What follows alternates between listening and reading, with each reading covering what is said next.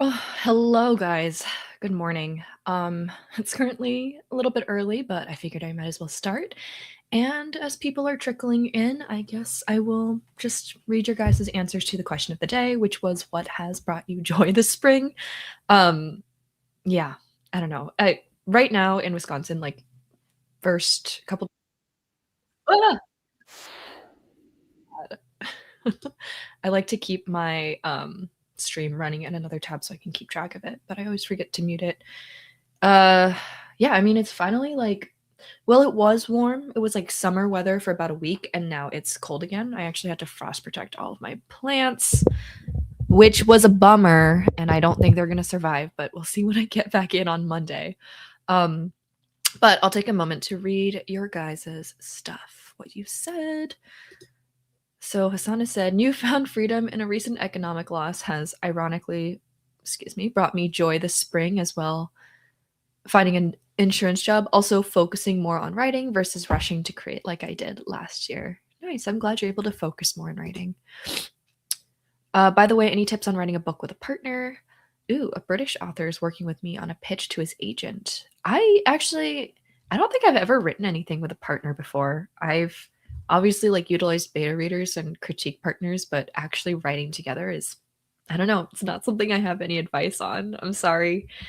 Um, Adam says oxygen, being able to go outside again and walk. It's boosted my health by 20%. Glad to hear it. Same here. Honestly, the freezing cold was so detrimental to my like willingness and ability to get up and move. like I was such a lazy person this winter, and I don't know how to fix that genuinely. Nico Kai says, what brought me joy this spring so far is going for walks in the sun, chatting about my books, hitting 70K on my manuscript. Nice, or the symbol, by far the furthest I've gotten, and cuddling my cat. Margot says, for this spring, I'm super joyful about 2 upcoming writing retreats with friends. It has been a good season for writing overall, but majorly happy to spend more time with friends. Nice. Is Becca here? Becca with the baby. Oh, I need more pictures of the child. I'm sorry. That's a really like weird things to say maybe, but anyway, Becca's a new mom. Everyone send her your best wishes. Um what has brought me joy is beginning my new whip. Oh, yes, my earrings. I had like a little phase when I started school where I still do. I always have like almost a different pair of earrings every day, and I buy so many of them from an online shop called Kike that's based in LA, and I have so many cool designs now. You can kind of see my wall of earrings. Um, and these are my snail earrings, and I figured they matched my outfit and my little ceramic thing that I got from a high school pottery sale back when I worked at a high school. But yes, jewelry is bringing me a lot of joy lately. It's kind of a petty thing, but I like to glam up a little. Ooh, question from Becca is, what are we working on today? I am very, very much knee deep in the deadline trenches. I am lucky to work with people who are very understanding of my work schedule. So my deadline isn't until like after my work lets out for the summer, but I haven't started. I have not started revising this novel because I have been working on a short story since like January, and it's been driving me insane. So I need to like break some ground today. Oh my gosh, so many people are here. We have Emily and Sarah. Um, Kingston says he enjoys the warm weather. Yes, I am also enjoying it. Ooh. Okay, first of all, yes, of course the baby is bringing you joy, but also officially starting draft 4. That is a big one. I'm very excited. I don't know, stop me if this isn't okay, but I read Becca's writing and really, really love it a lot. So I am very excited for draft 4 for selfish reasons. Ooh. Question of the day answer is journaling, bought a book of 3,000 questions. Nice. I wonder if they're like personal questions or like philosophical questions. Sorry, one downside of spring is my allergies are There just nothing will help me. I'm just gonna be super allergic and like congested until the flowers stop blooming, which is miserable for me because I love flowers as a former kind of pseudo botanist. So, hey, but we persist. We keep on rootin' and tootin'. Lots of people are working on edits. Nice. Everyone's saying congrats to Becca because, of course.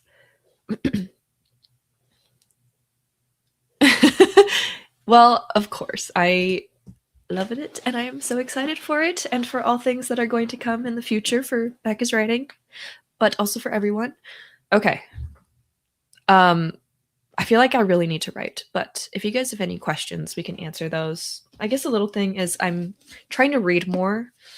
It's hard, but I want to make the effort to read more. So this is what I'm reading currently. It's A Song to Drown Rivers by Anne Liang, and it is very pretty. I got this secondhand because I get almost all of my physical books secondhand. Um, yeah, because I like kind of just secondhand shopping for everything generally. So I was really surprised to find such a gorgeous copy, but she's very fun and beautiful, and I'm enjoying this a lot. Alice asks, how do you push through your dev edits? You know, every time I have to start the process over, it's like a completely different ball game. Currently, I'm just like very extrinsically motivated, which maybe isn't the best thing.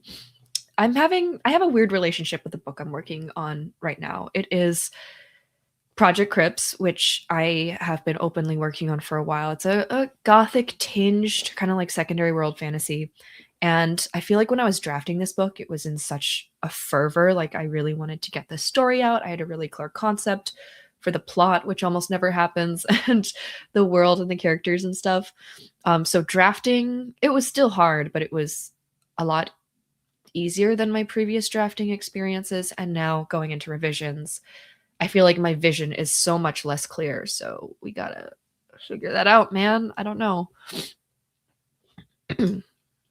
How do you wind down in the evening to rest before bed? As my head can't rest much, I literally exhaust myself every day. So I make myself tired by doing too much, and then I sleep like a baby after. So I don't know. I really do think the secret to getting a good night's rest is having a full day, but also there's, you know, like capacity things with that. How do I do this? Am I dumb? Oh, there we go. Okay. Do we want to do a 25-minute sprint? Are we ready for a 25-minute sprint? How are we feeling? Because, like I said, this this book needs to get revised. I cannot keep dilly-dallying on this. I got maybe a month and a half, y'all, and I haven't started. Thoughts and prayers. Thoughts and prayers. Okay. Let us go.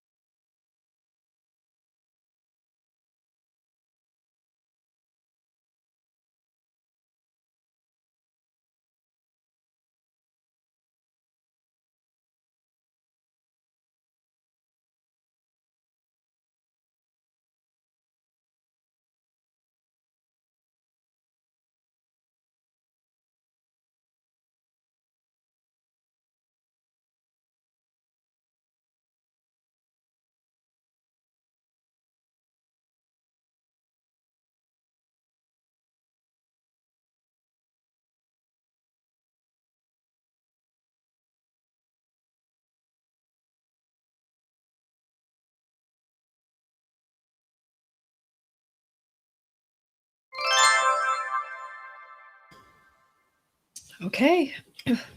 How'd that go for everyone? I low-key got distracted. I have been asked to make like some world building materials, like a map basically and a family tree for this book. So I finally sat down and did that, and they look really sloppy, but hopefully they give some idea. But yeah, that did go by really quick. Looks like we also got a fair number of folks joining in.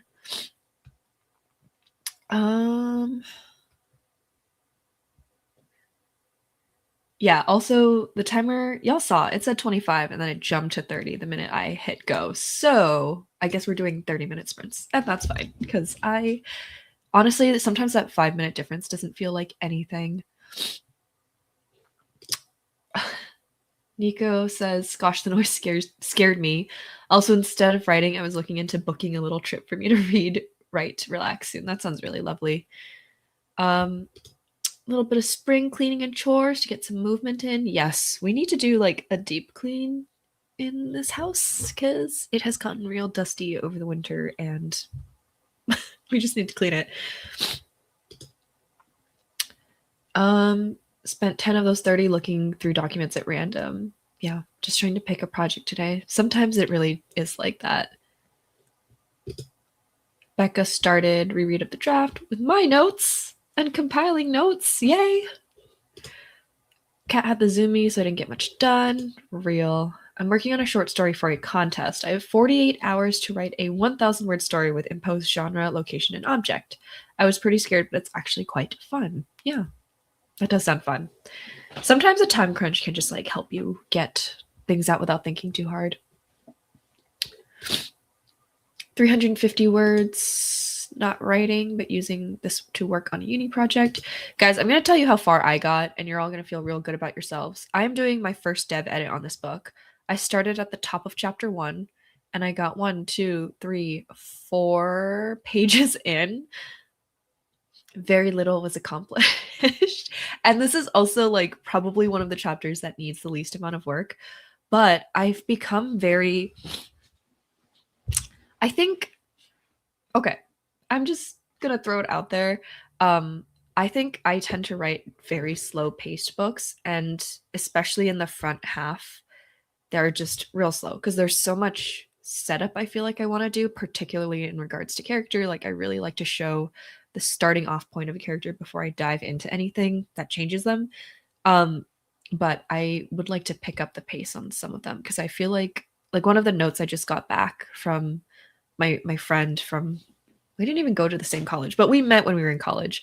One of my friends who beta reads my work regularly, isn't a writer or anything, was that the pacing in the first act felt really uneven. So I'm kind of really trying to fine tooth comb that in the first chapter because that is so much of what hooks a reader in. And this book is a little more commercial than MOTHSBLOOD, and yeah, I don't know. I'm feeling some type of way about my writing recently now that it's going out into the world and people are reading it in the form of my debut. Kind of a scary thing. I don't know. It's kind of sorry for adjusting so much, but it's kind of like, whoa, I don't know. I think as a writer, it's really easy to get into a bubble where it's other writers who tend to approach written work differently than a reader would, and also your own interpretation of your work and your relationship with your work is kind of top of mind. But now I feel like I've had to adjust a little bit to think more about readership.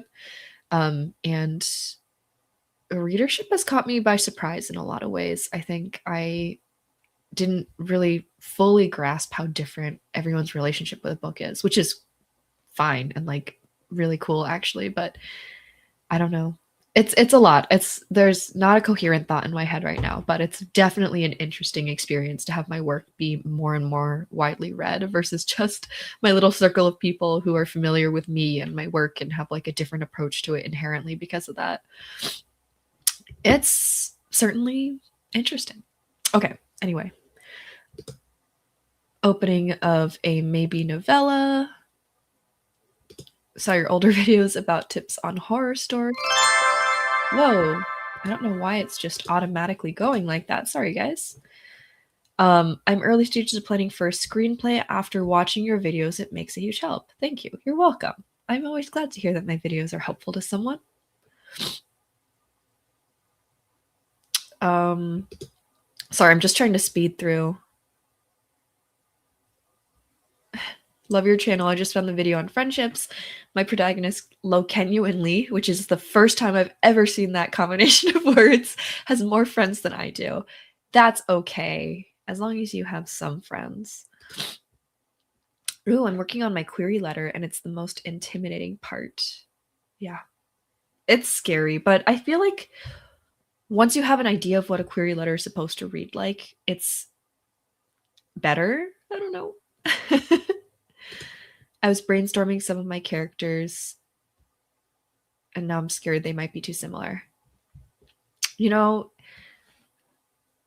honestly, I think sometimes characters just end up being kind of similar. I had this thought a lot about my main characters. I feel like I tend to write very like a certain type of complicated female character consistently because I'm drawn to that, but I don't know if that's an issue. I think it could even become like a hallmark as long as they're not carbon copies of each other and they're independently interesting in some way. I feel like from a reader perspective, that's a good pace. Yes, and I'm also a reader who struggles to get into books if I feel like the beginning is way too slow. So it's almost me like trying to write stuff that I would be more drawn to, but you know, who knows? I don't know. The bubble is there, and novels tend to be a solitary activity, so the bubble becomes strong. Yes, they're very solitary. And I think that is part of the reason why, for so many people, sharing your work for the first time is so terrifying. Because it's like the first time you pop that bubble. So compound that by like a factor of 50. That's kind of what I've been feeling lately. Because I no longer have any qualms about sharing my work with other writers, but there's just something different about sharing it with a readership. But this is what I signed up for, so I can't really complain.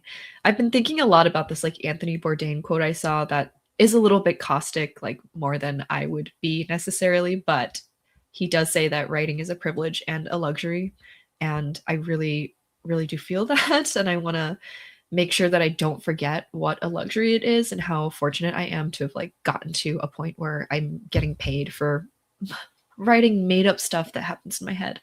And that's not to say that it's still not a skill, because it's absolutely a skill that people develop and hone for a really long time. But it is also very much like a leisure activity for me still, especially because I am still working full time. And I don't know.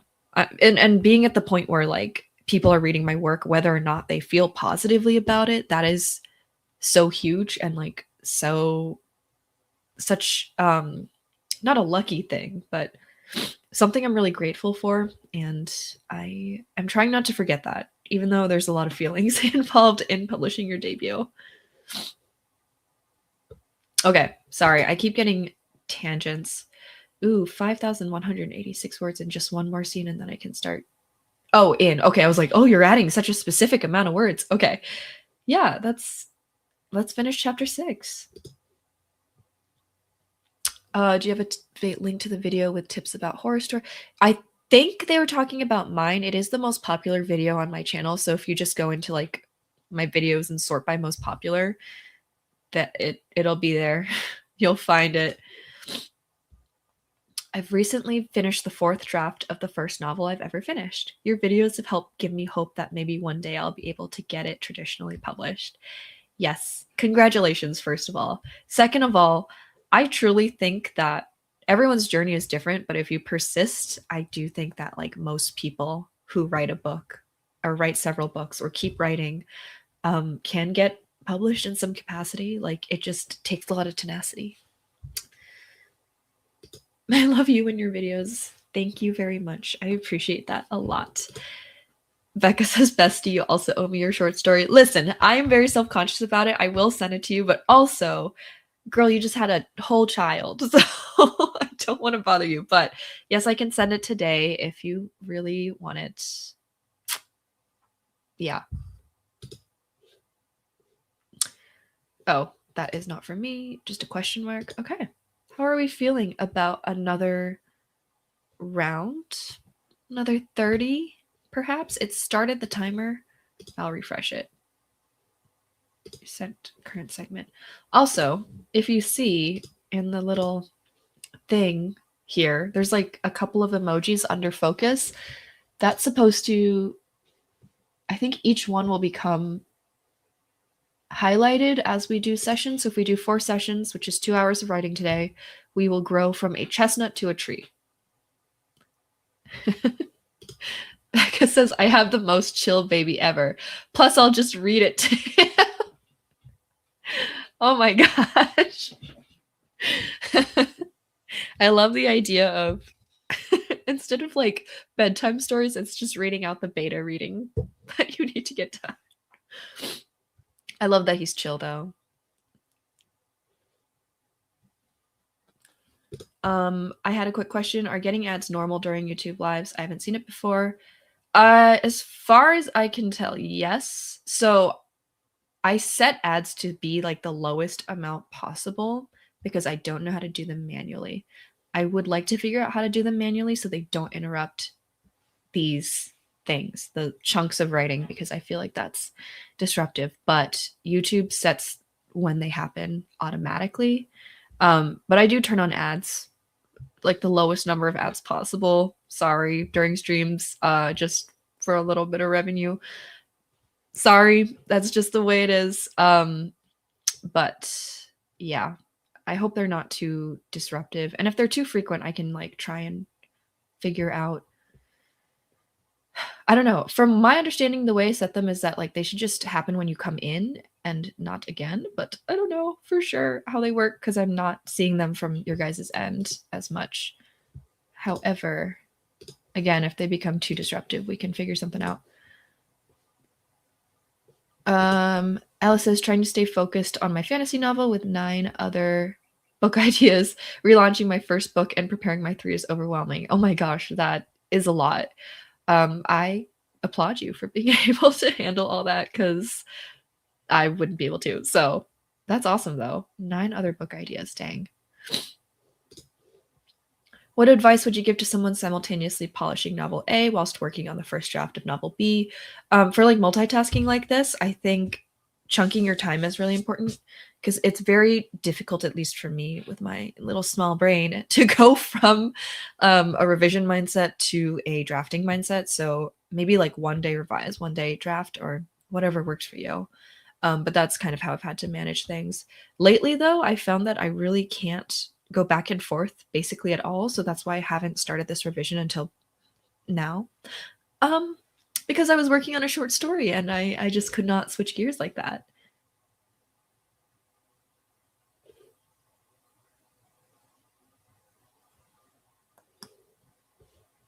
Okay.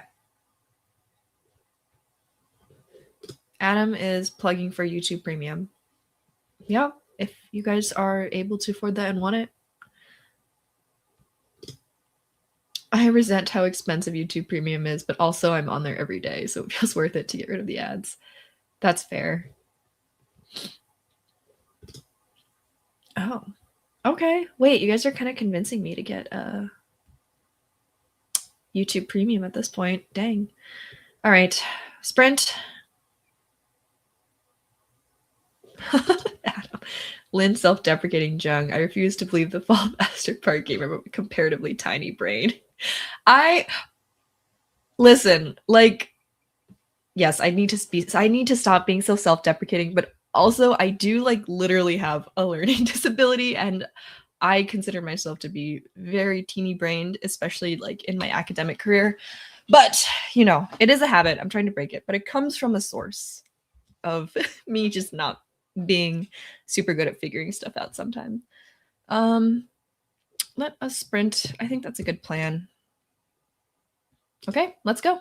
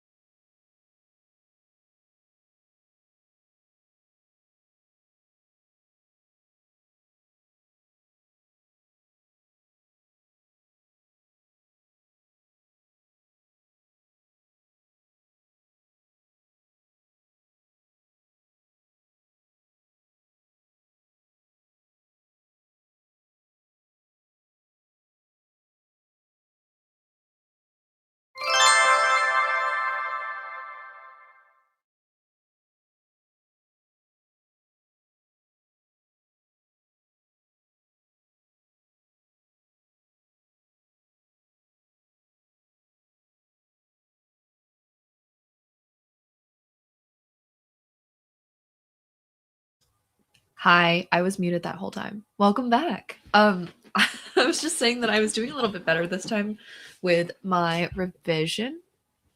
I yes, I know I was muted. It's okay. I got like 5 pages deep, but I was actually adding words and writing. So yeah, we're chunking this chapter, or we're going through this chapter in big chunks. So hopefully we'll get to the end with this last session, or last couple sessions that are coming up. But how'd it go for y'all? Were you able to write or get something done? I am still working on this map. I don't know. I'm not a map drawer, so it's kind of, it looks a little funny. But I have like a very basic knowledge of plate tectonics, so I tried to apply that in a way that made sense to this world to make like the mountain formations and stuff. So yep. All right. Jasmine says, I went through some of my beta reading notes and then got distracted and re-edited all of my second page. It happens. I think revisions too is like the moment in writing. No, I would say I always bounce around, but I feel like I bounce around a lot in revisions. Like it's very hard to do those in a linear way, and it kind of necessitates it because for me especially, like revisions are so much focusing on causality and the flow between one scene to the next, and it takes a lot out of me. Like I can do it, but it's very taxing for me to go linearly. Ooh, Sarah is closer to finishing their query letter. Nice. I got through a final cleanup pass of 3 chapters. Very nice.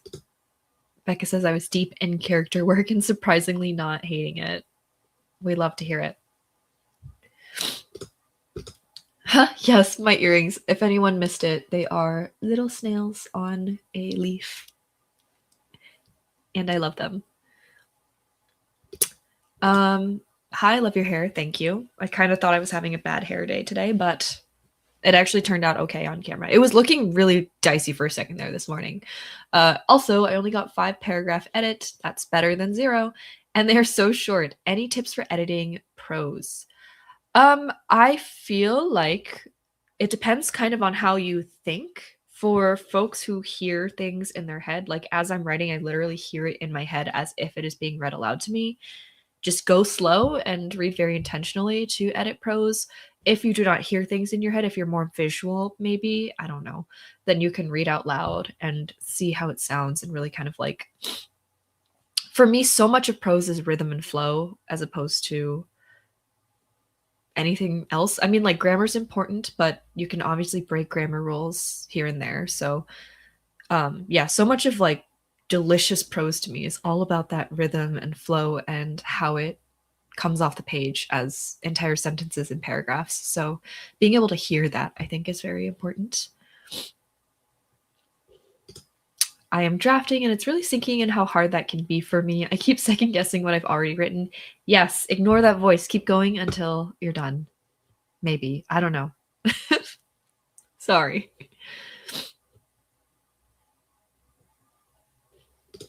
Hassan says, I forgot how relaxing your sprints are. Working on a Substack article. Really dig the shirt. Thank you. It is from Garden Bell Shop, and it is natural fiber because I can't wear polyester or plastic-based fabrics anymore because they make me break out in a rash. So that's a really cool, fun new development in adulthood. Also want to say my name is Crow. Oh, sorry. I will try and remember. I'm really sorry if I mess up again. Megan got about 500 words, so close to the end, but no clue how to wrap everything up. So many loose strings. First draft. Yes, I'm in the same boat. There's so many loose strings, and I feel like for this book, for Crips, I think I nailed the ending in one particular plot thread. Like I really wrapped it up in a way that I'm proud of. Everything else needs work. Every other plot thread needs work. It looks like a lot of people got a lot done. I am going to skip ahead a little bit.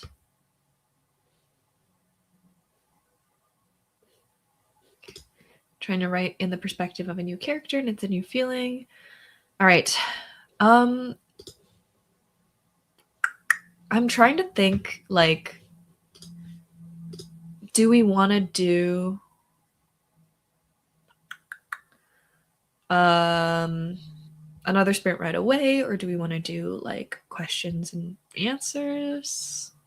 I guess I also have some like minor announcements. If you're new here, my debut novel comes out in 5 months, which is kind of I don't know how I feel about that, but it's coming out in 5 months. So I have pre-orders. You can pre-order it from anywhere. But you can also get like a signed and personalized pre-order from A Room of One's Own, which is in kind of the nearest city to me, which is Madison, Wisconsin. And you can get a book plate signed from You and Me Books in New York. Just have to order. I think both of them deliver.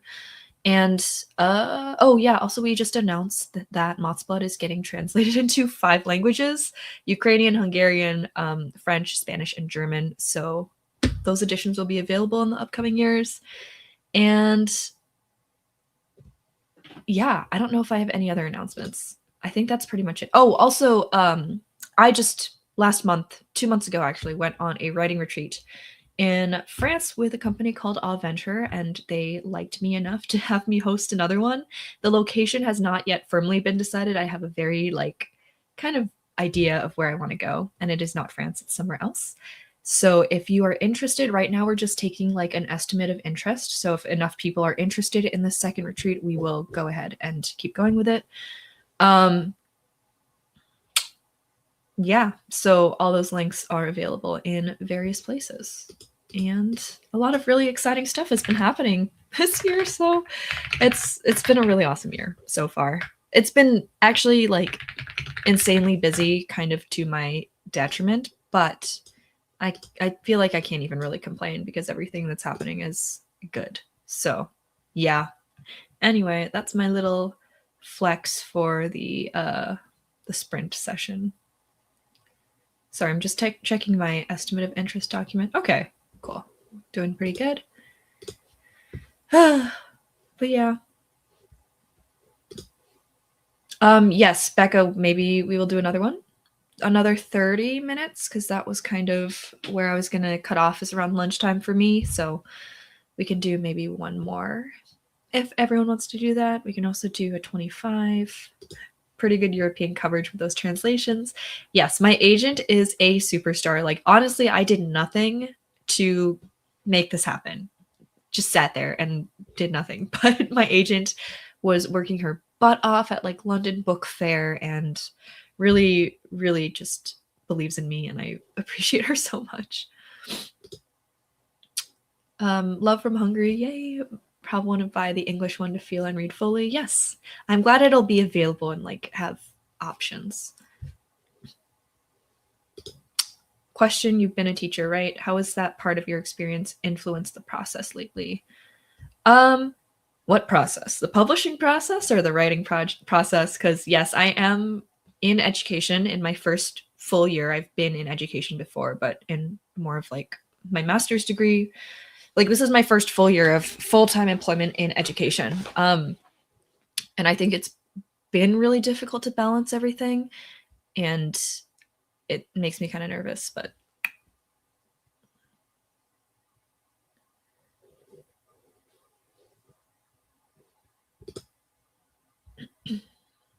Lynn, how do you tackle second drafts, trying to add new words but dealing with the fear of ruining what's already there? I genuinely believe that it is so hard to make an existing draft worse. Like, you really have to try and make it worse. I think that, you have to trust your gut. And if your gut is saying to cut something, you can cut it. Because I have a little bit of an issue with kill your darlings, which is this concept of like cutting out lines that you really like or parts that you really like, of the book, whether that's character, plotline, story, if they don't contribute to the greater work.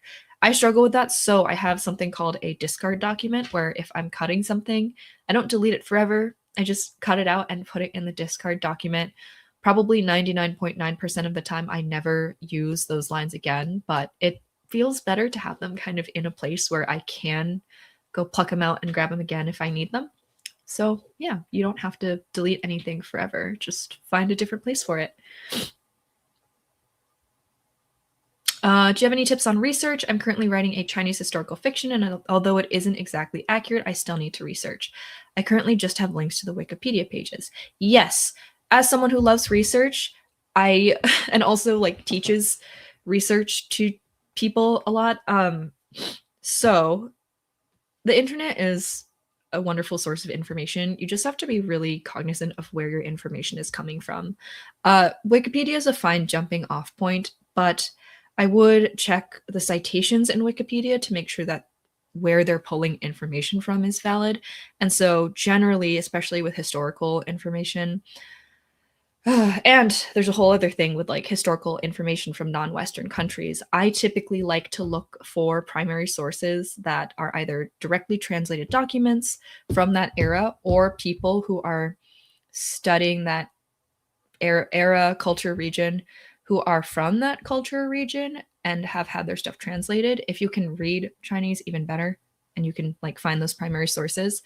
Reading books is good too, but again, like you just got to be really cognizant of who writes them and where they're getting their information from. But yes, JSTOR is great if you are able to access that. I was able to access it for a while with my university accounts, and now I don't have it. If not, Google Scholar is really great. I love reading academic articles. I know that's not everyone's cup of tea, but even like the abstract of an academic article can kind of give you some footing or sense of if it's going to be a good resource for you to use. Let's see, what else? I also really enjoy reading well-researched historical fiction, and you can kind of like determine what that means to you, because seeing how that research translates into a work of fiction or a world of fiction, I think sometimes is more helpful than just like absorbing the information verbatim or from primary sources and being like, okay, now I know all this information about like silk manufacturing in the 14th century, but I don't know how to apply that to my work. So yeah, seeing those details in play in a different work of fiction is helpful for me when I'm trying to figure out what to pick and choose to like represent. And yeah, I don't know. Wikipedia is a great jumping off point, but try and find academic peer-reviewed articles and nonfiction books, and also fiction books is kind of my trifecta of what I like to use. The last time I did research though was like on alchemy. I've been pretty comfortable with crypts because it's a secondary world fantasy, so I'm just making everything up.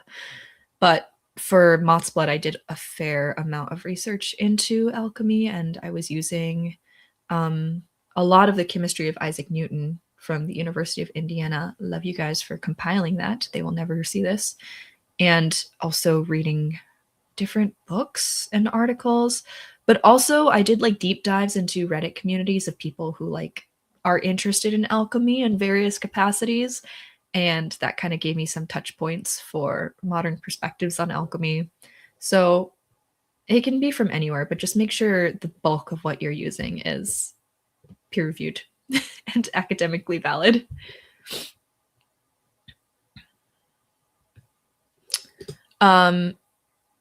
Yes, first time joining a stream. A lot of people are asking a lot of questions. Maybe you could do a Q&A stream / video. I should. I have a Q&A video lined up for Crypts, but I haven't had the chance to sit down and film it, so I'm going to get there. Everyone always says the first few years of teaching are the most chaotic, can only go up, right? I hope so.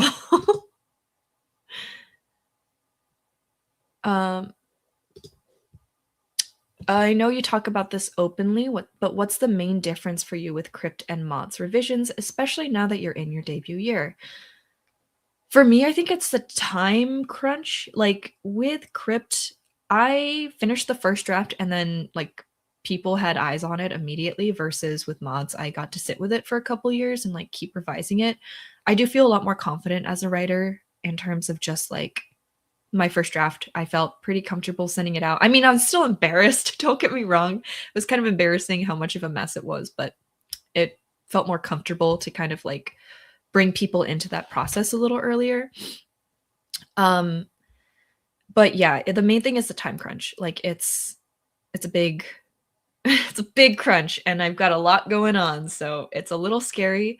but this is kind of the rhythm that publishing puts you into anyway, so, you know, can't really complain. I'm currently trying to finish my first full draft ever, and I'm realizing there's so much I'm uncertain about. The world building, characters, etc. Do I just keep writing or try something else? Whoa, there are a lot of questions. Okay. Maybe I will pause after the next, like, 3.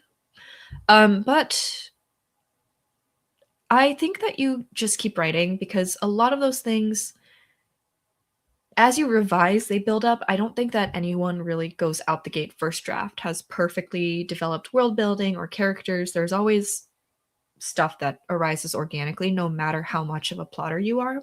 And I think that's part of what makes writing really fun. Even if you are a plotter, people have this conception that, like, plotters don't have fun writing. No, it's not true, at least not in my experience. So, like, kind of trust the process in a way and keep writing as long as you're enjoying it, and kind of see what organically develops. And I think that is one of the more delightful parts of writing, especially fiction, is that, like, you really see the magic of creation throughout the drafting process and the revisions that follow. Like, every single revision is so substantially different from the one before it, and it's just really fun to see, like, how things change and grow. Do you have any techniques / tips on building compelling characters? I'm about to start working on some detailed character sheets. Yes. I think, okay, I'm not going to pretend to have a really strong grasp of psychology. I took AP Psych in high school, and my teacher made us do, like, a Hogwarts house quiz for our final project. I'm so serious. With love. I really like that teacher. But I think also, as someone who is around people a lot in my capacity as someone in education, you analyze the heck out of people. You really analyze people, and you really, like people's backstories have so much influence on them right from when they're, like, this big. It really is fascinating how much your upbringing and your environment and the main adults in your life influence who you become. So I think really understanding not just backstory, but, like, the set of circumstances that make a person the way they are is one of the, and, like, being able to show that on page as well without just info dumping is, for me, one of the main ways to build compelling characters. But the tricky part, of course, is, like, representing that on page. But yes, understand backstory, understand the context from which people come from. I think once you get that down, compelling and realistic feeling characters become so much more obtainable, if that makes sense. I have some side characters who are just a little too perfect, but they're supposed to be the emotional anchor, so I need them to be pretty darn good. Any tips for realistic flaws? My instant thought here was, like, have them be internally horrible to themselves. Let me explain. I think that I know a lot of people who present as, and really are, like, truly wonderful people, and they tend to be very, very self-critical and self-sacrificing in a negative way where they can't prioritize themselves. So, like, maybe one of the side characters, I'm not saying all of them could be that way, but that could be a flaw, is just not being able to prioritize yourself. I think that is a flaw in the sense that it's also a very self-destructive tendency. And I think that's really interesting for someone who is very beloved by other people but can't even absorb that love and affection because they have some degree of self-loathing or self-criticism that does not allow them to accept that.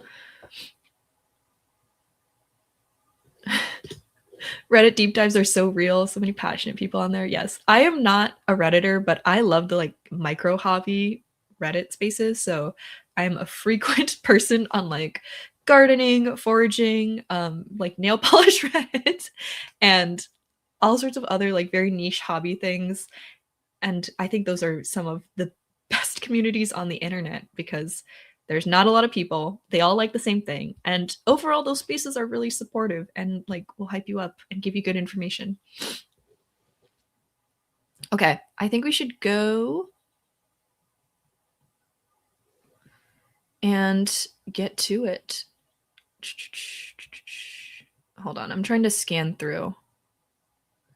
I'm very sorry if I'm skipping anyone's questions, but I want to get another sprint in real quick. Are we good with another 30? How do we feel?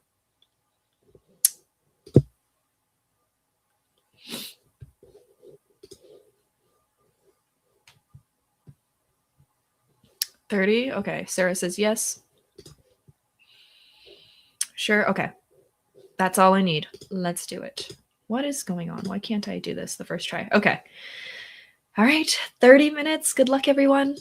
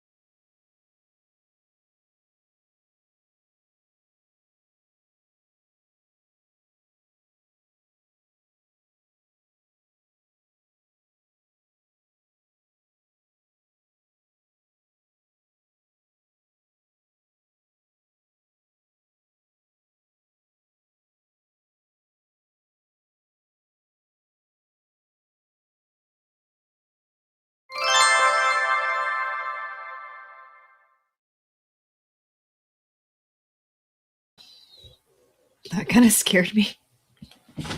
I don't know how these 30-minute sprints are going by so quickly. I mean, I don't know. Time flies when you're having fun, maybe, but let me know what you guys got done. I am literally on the last page of this chapter, and I have slightly adjusted one of like a sequence of events in it. Sorry, I'm just updating my track bear. So yeah. I don't really know if it's an improvement, but we'll see. So I've added an hour and a half to the writing today, which is good. I think I still have gas in the tank though, honestly. I'm gonna like check in with my partner to see if he's awake and if we have to do, because we have some like errands we have to do every Saturday morning. So let's see if we need to do that right away or if I can squeeze in another short one if you guys are down, because I literally have like 2 paragraphs left and then I am done with this chapter. And then if I like let it rest a little bit and come back to it after errands, I think I'll feel pretty good about where it's at. But yeah, if we want to yap, we can yap. If we want to do another 15, let me know and we can do another 15.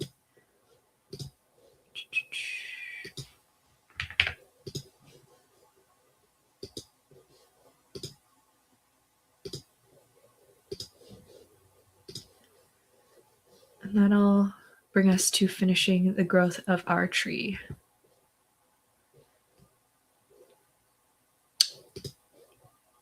Nice. Definitely hit my word count for the day. I'm super on track to finish the first draft before the end of the month, if not sooner. That is awesome. Natalie says hi. Hi, Natalie. Oh my gosh. I am so happy you're here. Yep. 15. If everyone's down for that, we can do that. I do need a little bit of a brain break though. So if we want to, yeah, or if I can go back up and answer some more questions I missed, I can do that.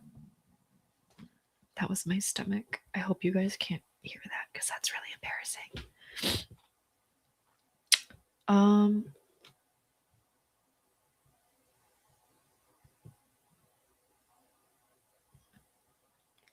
I'm going back up to see if there's any questions I missed.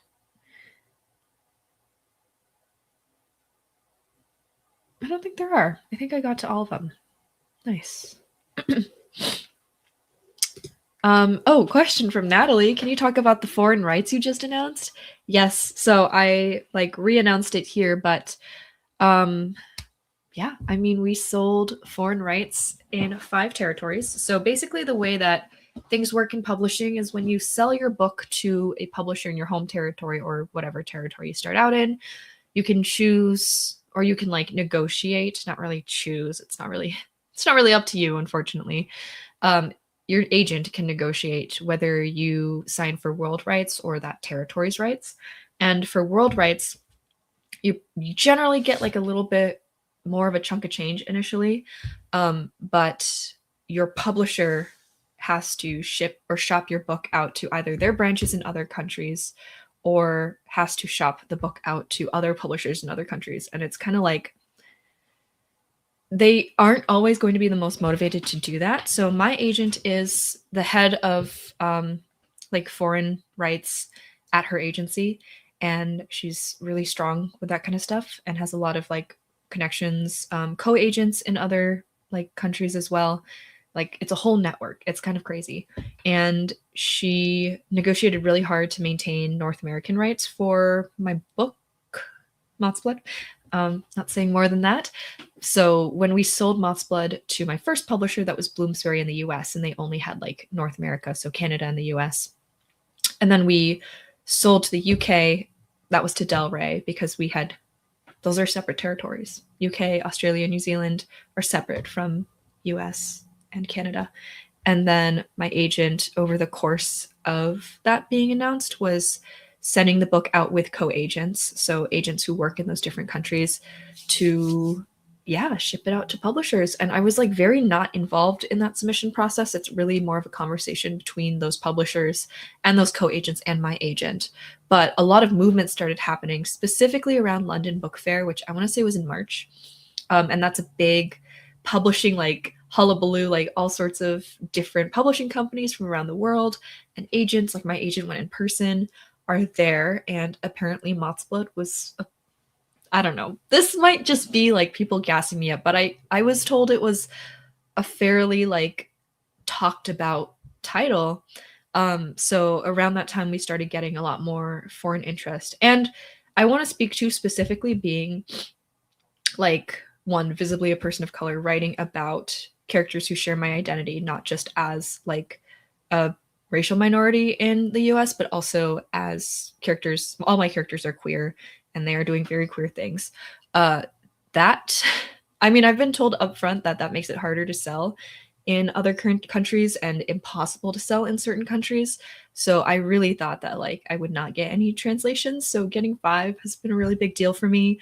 One is in a language that I am relatively like literate in, French, and one Spanish is a language I'm trying to get better at. So I am really excited about the prospect of like reading those translations too and seeing. I don't know. I really love translation and languages, so it's really cool. Jasmine says, what app are you using to track? I love the idea of a tree growing as you write. Not track, but this is just like Focus has a thing where now you can kind of benchmark your sprints with this kind of like tree growing thing.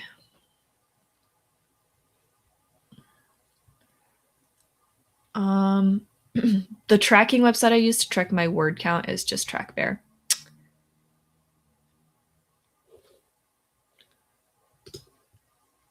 I can't seem to get away from writing about the arcane. Do you find that writing about magic is fun? Yes.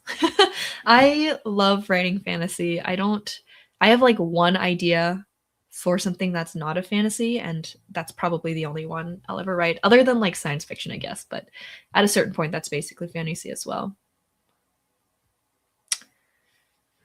Any advice on not making a story too bleak and the main character not too much of a downer/victim, even though it's very much a bleak ending?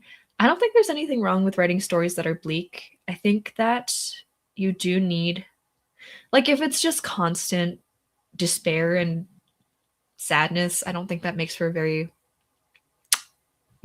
varied reading experience. Like, it can get kind of repetitive. So just interspersing moments of hope and joy, I guess. Or even just like little wins. I don't know. It kind of depends on the context, though. Once an author gets a deal to get their book translated, do they get to keep a physical copy of the translated version? Yes. All of my translation contracts have it baked in that I get a certain number of copies.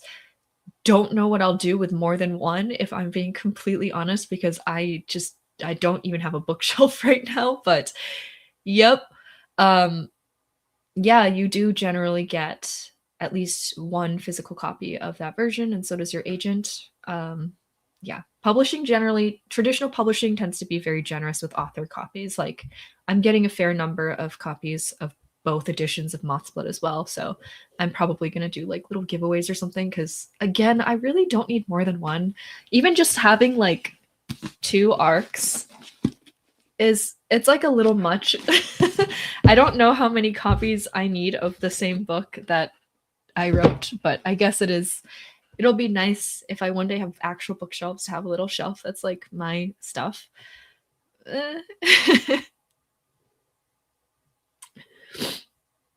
Hope you can publish it in Dutch. Would be cool to own a copy in my native language as well. Yeah, I mean, again, I don't have any control over this. If I could, I would get it translated into every language in the world, but it's, if a Dutch publisher wants it, we'll sell it to them. As a Canadian, I learned French in school, but much of the language is gone because my memory ages like milk. I feel you. I obviously like went back to France relatively recently though, and I was like, oh, it comes back. So it's still in there somewhere probably. It just is dormant. So excited for your 5 foreign deals. I was also wondering, what is your process when planning character arcs? I think I really just go like A, B, and C. Like, who are they at the start? What happens to change them? Kind of like the fun and games in the middle, and who are they at the end? And then from there, I usually just kind of handle things organically. Maybe I should plan them out more. Maybe that's more coherent, but I think once you have an idea of where they start and where they end up and how they get there, the rest kind of just falls into place or comes with revisions. I also have a hard time usually figuring out a character arc before I start drafting. Like I need to kind of be in the moment.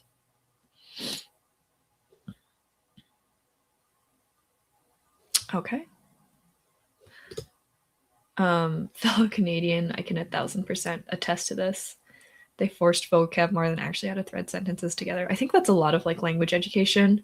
I mean, this is like not a hot take, but the best way to learn a language is to just like live in a place where it's spoken or be in a place where it's spoken as the main language, because and like be forced to survive. That is the only reason I understand French at the level I do, which is like not very high, is because I was relatively young and was forced to learn French because very few people around me spoke English.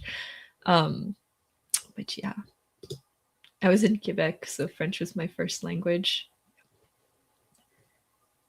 Okay, 15. Are we feeling 15? I'm feeling 15 because I want to get this done. And I'm getting hungry. Oh, a couple more questions. How was the auction experience for Spain? I think, not sure, different than your UK auction experience. It was like the same, but I was less involved. So it was basically the co-agent in Spain communicating with my agent about like offers that were coming in. And they kind of handled everything and just like checked with me. They let me have the final decision on which of the offering publishers to go with. And I actually went with the lower offer. I don't know if this is okay to say. Sorry, Laura, but I went with the lower offer, but the more robust marketing plan, which is Editorial Alma or In Love, their kind of newish imprint. And I'm super excited to be working with them. Like they have such awesome plans for MOTHSBLOOD. And yeah, but really, like, again, I cannot reiterate enough how little I was involved in any of the foreign sales. I really just like gave final approval on stuff because yeah, that's not my world, you know? That's the agent's business. None of my business. Question is, do you do streams frequently? No. I'm very sorry. I do want to do more streams, especially in the summer, but I'm also like traveling a lot this summer. So, and I actually I'm working over the summer as well, in a different capacity for like school stuff. So I will try. I will try to do weekend streams. I also am enjoying these like I think morning streams are a little bit better. But between like trying to relatively regularly push out long form and short form content and promoting a book and work and editing a book, they happen when they happen, but I try and announce when I do them. So, and also there are many other fabulous author tubers who do a lot of regular streams and they're so helpful, and I like try to hop into those when I can too. Do you have any favorite author tubers that you would recommend? Yes, so many. Becca Tobar and Brielle Writes, and Amina hasn't posted too much. Like these are my friends, so caveat there. But those three I feel like have such relaxing vlogs with really good insight. Becca and Brielle are really, really good at kind of dissecting their process and discussing it in a way that's really relatable and valuable. Natalie is just like, she has a really fun personality. She's also very, I think when I want to be productive, I put on a Natalie video. Cody is when I want to have a lot of fun. Also a very productive guy to like a level where unrelatable to me, but it is very inspiring to watch. So it's Cody, the writer, and Natalie Jane Shields. Oh my gosh, off the top of my head. Christiane Jones, obviously iconic, beautiful aesthetic videos. Very nice for, I think, like feeling yourself. Like, do you ever have those moments where you just want to feel yourself as a writer and be like, I am living kind of the writer life? That's a mood that when I'm in that mood, I go to a Christy video. Chris MF Camfajardo is a published author, traditionally published, and her like kind of publishing journey videos. Natalie, stop. It's true. I think you have just like, you're very like, let's get to it. And I find that helpful. anyway, Chris just does a lot of like really good publishing insight and is also a really good writer. So I try to absorb stuff from her. Kelly also has been uploading a little bit more frequently. This is Kelly Ty, and does yeah, like very routine kind of day in my life kind of videos. God, I'm forgetting people and I feel awful. I've also been watching Evelyn's streams a lot. Evelyn has like great, they're so well produced. They're way better than this, where there's like very structured streams. I don't even know how to describe it, but they also like look really good. I don't know what software she's using, but they are awesome. And yes, Adam is very right. I feel like Shaylin hasn't uploaded in a really long time, but I love Shaylin's videos as well. Also pursuing traditional publication and a very talented writer. But the deeper you dive, the more you're going to find like author tubers who are just rocking it. Yes. Oh my gosh. Emily and Joy are also wonderful. I'm forgetting someone and I feel so bad. You know, you can't go wrong with author tubers. There's just, I feel like no matter what mood you're in, you'll find a video that works for you to either, you know, inspire you or get you into a productive zone or just like give you some really good craft advice. Like there's so many talented people in this space, genuinely, like not glazing or anything. I've been watching videos a lot less this year, to be completely honest, but it's mostly because I just don't have the time or the mental capacity to do anything other than my jobs right now, and crochet and like screen-free hobbies. But I really appreciate this community, and I feel like there's just a lot of really good stuff on here. But yeah. Okay, I'm going to save other questions for the end of the sprint because I want to get going. Are we ready to get going? I'm gonna like, I will get back. I'm starring the ones that I want to answer. Yes. Oh my God, I'm a bad person. Yes, Taylor is fantastic energy.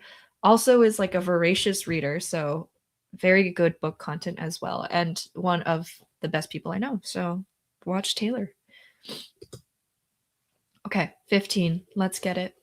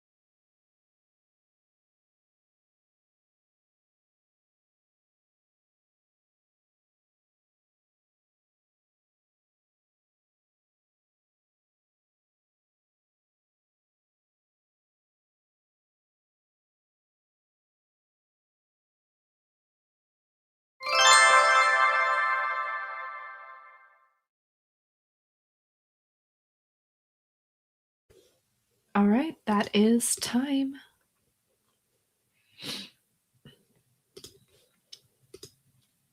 Sorry, I'm just like closing out the focus.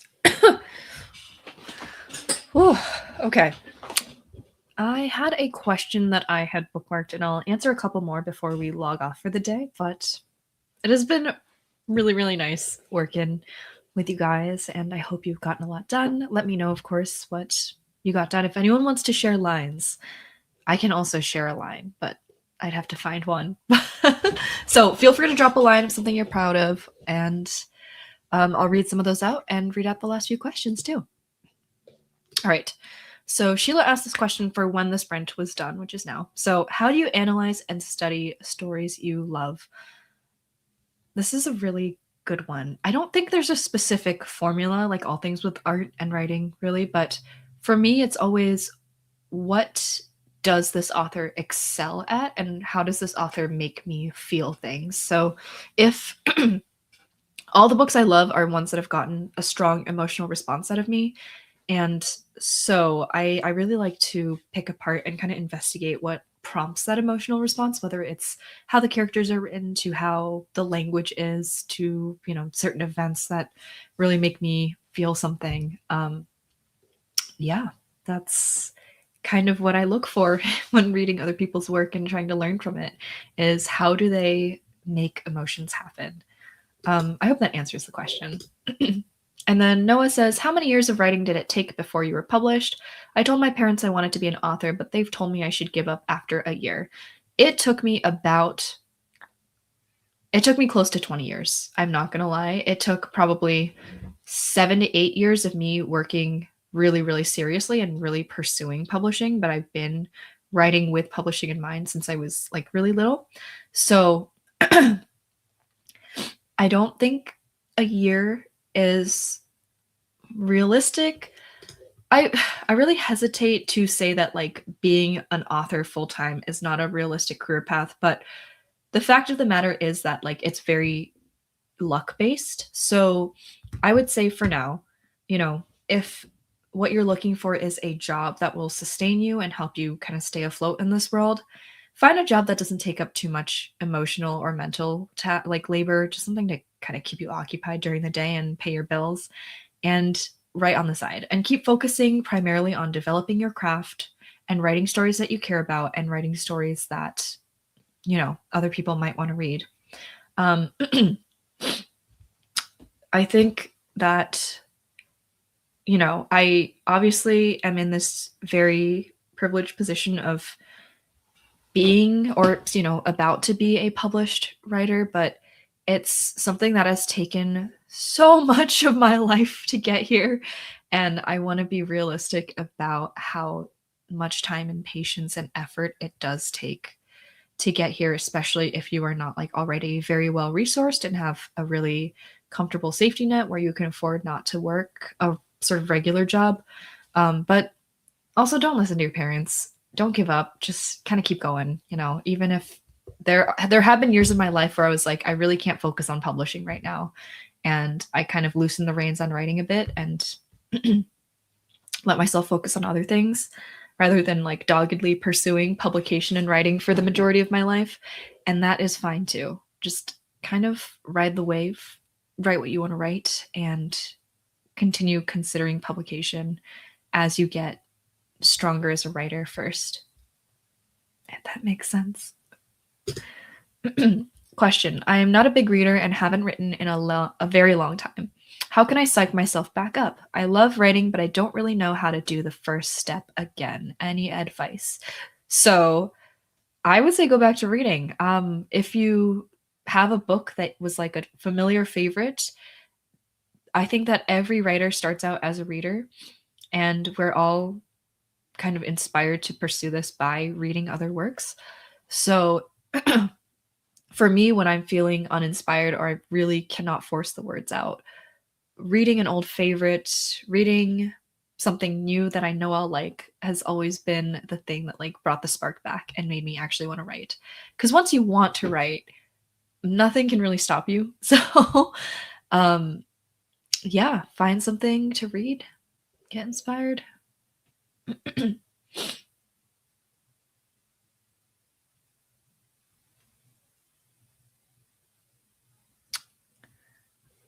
Cody is here. Hi, Cody. I gave you a little shout out earlier.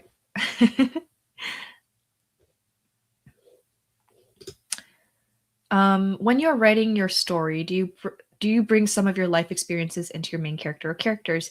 Yes, I am a big fan of the self-insert. Not like a full self-insert where it's literally just me in a fantasy world or anything like that, but I think of all the people that you know and love and understand, you understand yourself the best.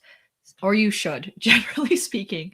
So, for me, I also think that like writing about lived experiences I have is how I get some of my richest character work in and some of the richest moments. And I am someone who is very self-deprecating, so I love to write my flaws into characters because I love kind of writing, excuse me, how these flaws impact characters, often to their extreme. I don't know. Maybe it's like a weird personal quirk, but yes, I love writing from experience. I'm going into the mic because I really want to highlight this point. I think that the narrative around like self-insert characters are bad, and like especially when it comes to fantasy written by women is rooted in misogyny. And I see that most people have no problem with the fact that a lot of male writers have written self-insert characters, like blatant self-insert characters, and their work gets lauded as like classics of their genre or whatever. um and also like writing from life experiences.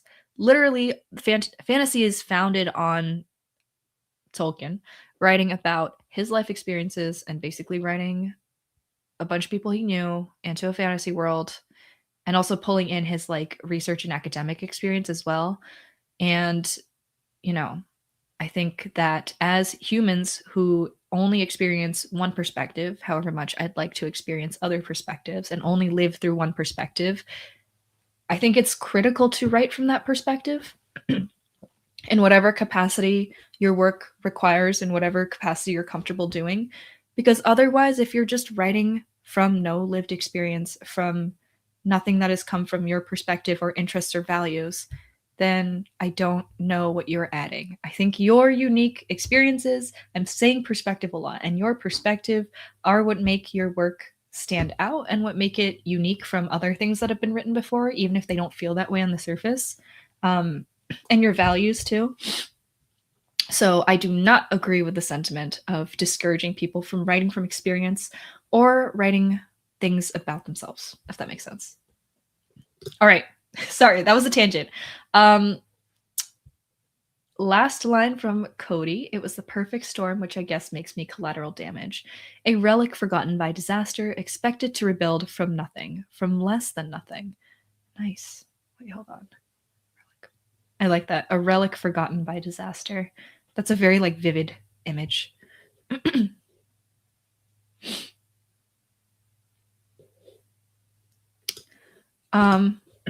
Okay, Sarah headed out. As someone who's super analytical on his good days, the more context there is on a story's background, the more in love with it I'm bound to be. So much of it is seeing how the writer's minds work. Yes, exactly. All right, we have a question from S. Broxman. I don't know if I'm reading those letters in the correct order, but how long did it take from starting the first draft of MOTHSBLOOD to when you felt ready to query it to agents?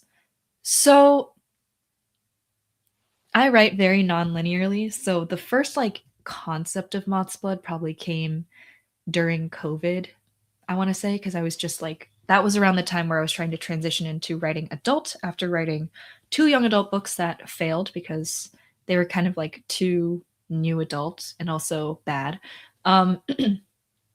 And I like started and stopped a couple drafts around that time. Honestly, the idea and like the first couple chapters probably came way before, but I started like seriously writing it and going deep into the draft. I remember it being like when I studied abroad in Costa Rica, so I would have been around 24, 25, 24 maybe. And like really starting to consider querying it around then, but then I didn't. No, that was when I left my agent. And then I had I like cannot. I have a really bad time blindness, so it's a hard question. But if I had to put a number on it, I would think it took about, I can't talk right now. I think it took about 4 to 5 years from like idea inception to querying. But what I queried was essentially like my first finished draft.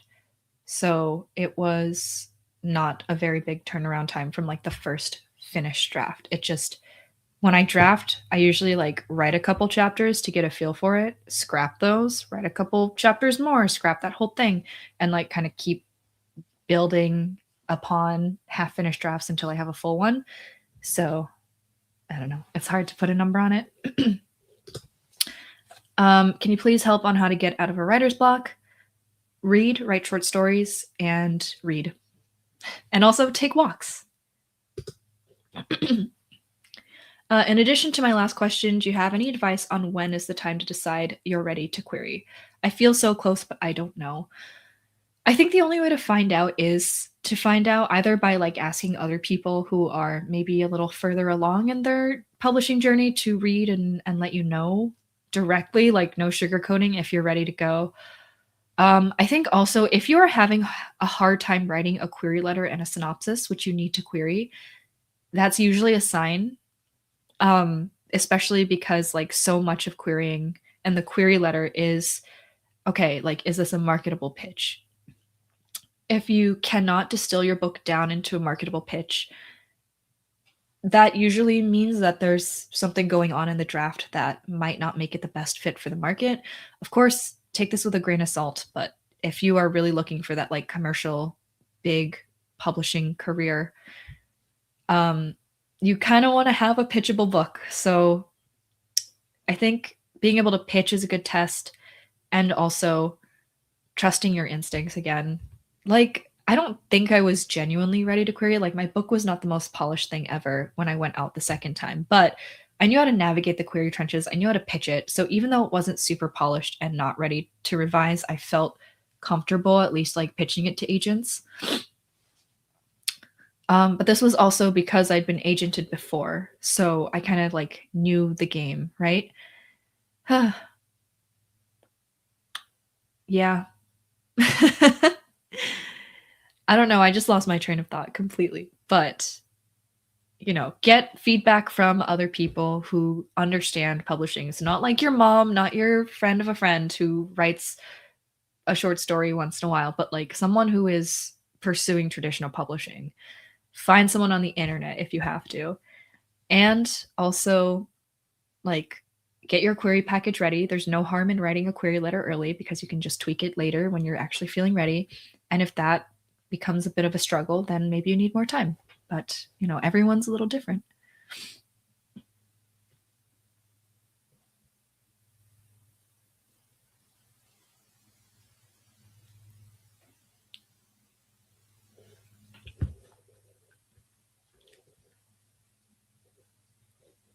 Okay. Sorry, there's some like funny comments here about like Murakami and JD Salinger. Like, yeah, men do this all the time, and it much less caustically and less frequently gets called out than when women and queer people and just anyone who's not a white guy writes. Sorry, but like it's true. It's so weird being kind of in my culture bubble where pretty much everyone I interact with regularly is either a writer, so I feel like writers are generally more empathetic than the general population, or an educator, also the same case. Like, we tend to be on a certain side of the political spectrum and also have general like empathy for people and awareness of issues like bigotry. But then like the general population is so randomly misogynistic and bigoted, and like I feel like most people don't even realize. It's very jarring for me to have that realization sometimes, to be like, oh, this is someone's actions and words toward me right now are being powered by misogyny, and I don't even think they know. And if you say that their actions or words are rooted in misogyny, they're gonna get mad. Like, I don't know. It's a weird experience. Okay. Adam, you did not need to do that. Thank you very much. Yes, in honor of 5 translations. I am very excited. Okay. Hey, hey, if we have no more questions, then I am going to let you guys go. Thank you so much for coming along on this stream. I hope you got some good words in. Sorry to folks who came in late. I did start this one earlier than before. I've been doing this since 10 a.m. It's been 3 hours, so I'm gonna go. But love you guys. Thank you for coming. I hope it was productive, and I will let y'all know when we do it again. Goodbye. Oh, any idea when I might stream again? Not at the moment, no. I was mentioning before, it's just kind of a lot right now, so this was spur of the moment. I will try and do another one, maybe like more frequent streams over the summer, but I am also very busy during the summer, so we'll see. But I do have some really exciting content coming out, so keep an eye out for that because publishing is really ramping up 5 months out from debut day. So yeah, I have a lot of really exciting things coming in terms of things I will film and things I will share with you guys. Bye.